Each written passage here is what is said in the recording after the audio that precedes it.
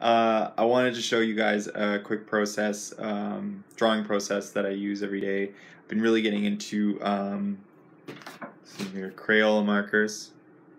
Super simple, really cheap. I've had the same pack since the summer, and I have a really nice pen that I use with it. I'll show you guys that in a second. I got a couple pens here, but basically I use Crayola every day to just make a really quick drawing about what I'm feeling and what I'm experiencing, and to get a little bit of practice in.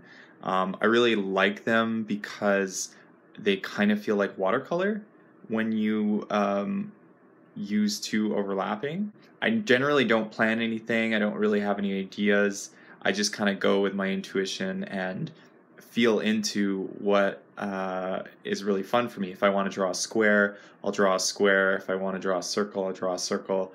You know, if I'm not sure what I'm doing, I'll make a squiggle in a really light color, and then I'll kind of work from that. So I'll show you guys that process, and we'll see what comes out of it. I don't know what's going to happen.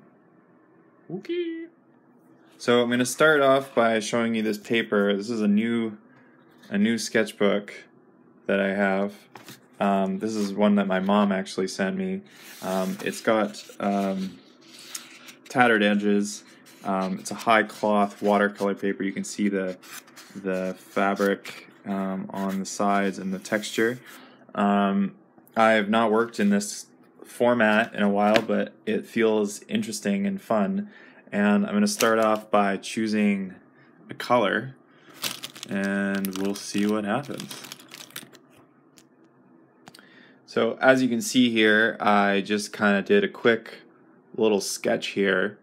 I try to really not judge the first sketch or get stuck in what I think it should look like. I like just getting down a quick shape and seeing where that goes. So who knows what this is going to look like next and what I'm going to choose. I'm going to choose another color and layer on top of it. Okay, so here I added some kind of like loose anatomy, some muscular structure with yellow, and something I wanted to bring up in this process is that it's really good to remind yourself to have fun with it.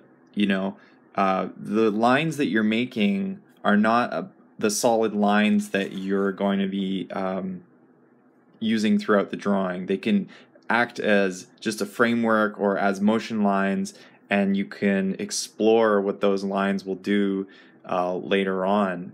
You don't have to say, oh, I drew this outline and now I have to color it in a certain way. You can play with around, as you can see here. I use this arm as kind of just a framework and a motion line to draw the rest of the hand. And these hands are obviously not anatomically correct, and that doesn't matter at all. Don't even bother with the anatomy. Just draw what you think looks like a hand, and stick with that. There's no reason to be a professional about it. There's no reason. If you're having fun, it doesn't matter. And look at these feet.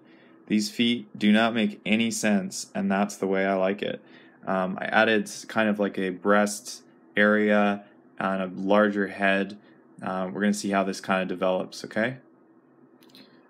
Okay, so what I did here was I took out my Pentel fountain pen, and I decided to add a face, and I noticed that for me, when I'm drawing a body with a head or a person of any kind, it really helps to throw the face in there and add some kind of flavor or character to work from, and just because it helps kind of decide the rest of the body for me. So I threw in this guy. He's got kind of sad eyes, weird kind of off jaw. Not really sure what type of day he's having, but it doesn't look very good. So what I'm doing here now is I'm going in with my Lamy, which is actually a thicker fountain pen that I have that I use for my black ink work.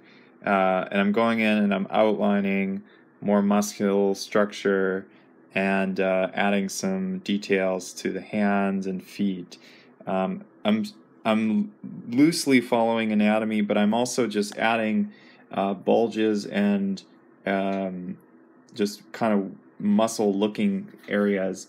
So yeah, one of the things to do when you're doing this is adding some softer lines in between the torso, and some harder lines kind of on the outside to show where the body starts, and where the muscles kind of join, you're adding a little bit of lightness to show that there's a separation, but they're still together. This guy is looking pretty weird, or maybe it's a girl, or maybe it's a gender neutral person. I don't know, but they're evolving into something. Alright, so here is more or less the final product of my explorative figure drawing. I left this foot kind of sketchier than the other one. I kind of like that. And I added some more orange for highlights, and I put some brown in to kind of give more of an animal look. I'm going to do a little bit more work on the face because I think it needs a bit more character. And I'm going to add a couple highlights. I'm not sure what color yet, but I will show you that afterwards. Alright, so I feel pretty complete with this drawing that I'm not really sure where it came from or what it's doing here, but it feels good to do it.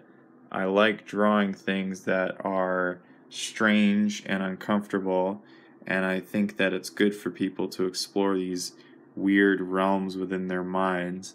And I would encourage you to, when you do these types of drawings of figures or people or anything, to really let go of that thought that says, oh, this should look like something, and really explore what you really want to draw.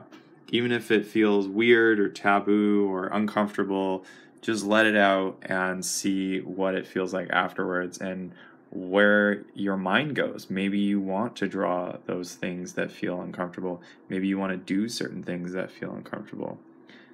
If you drew something really weird and want to show me, send it to me at openmindopen on Instagram. And hopefully it's really weird. I like seeing weird stuff. And hopefully I'll get to see you again next time. Okay.